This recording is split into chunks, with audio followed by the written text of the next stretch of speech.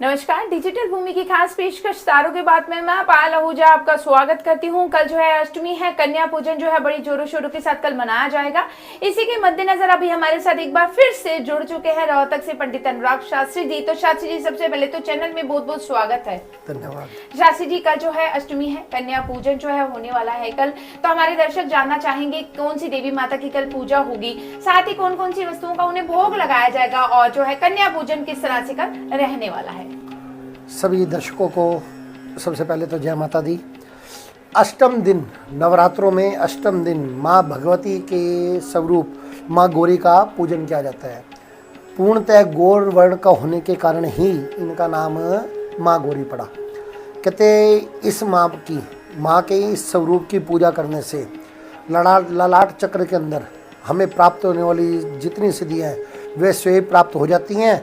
और कहते कि असंभव कार्य को भी व्यक्ति सहज ही कर लेता है। ऐसी कृपाओं से माँ की प्राप्त हुआ करती है। कहते हैं ये देवी माँ भगवती का जो माँ गौरी स्वरूप है, नारियल के भोग से बहुत ही प्रसन्न होती है। अतः नारियल और नारियल से बनी हुई वस्तुओं का ही भोग माँ गौरी को लगाना चाहिए। हमारे भारतवर्ष में कुछ लोग जो हैं वे अष्टमी वाले दिन ही कंजकों का पूजन अर्थात नवरात्र की समाप्ति कर देते हैं और कन्या पूजन किया करते हैं।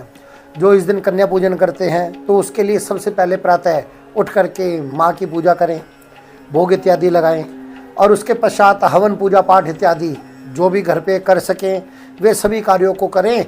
और उसके पश्चात कन्याएं, मैंने सबसे पहले एपिसोड में भी बताया था कि 2 वर्ष से लेकर के कम से कम 2 वर्ष की कन्या हो और ज़्यादा से ज़्यादा 10 वर्ष की कन्या होनी चाहिए। माँ भगवती की स्वरूप 9 स्वरूप अर्थात 9 कन्याओं को और एक हनुमान जी के लुकड़े के स्वरूप में एक छोटे बच्चे को, लड़के को, इन्हीं 10 को बिठा करके इनका पूजन किया जाता है। पहले इनके चरणों को धोएं, फिर इन्हें हाथ पर, कहते कि जब रक्षा सूत्र मोली बांधें तो वो 3, 5 या 7 के चक्र में ही बांधें। उसके बाद तिलक लगाएं और फिर बिठा करके हलवा पूड़ी और छोले इत्यादि जो प्रसाद है उससे इन सबको भोजन करवाएं।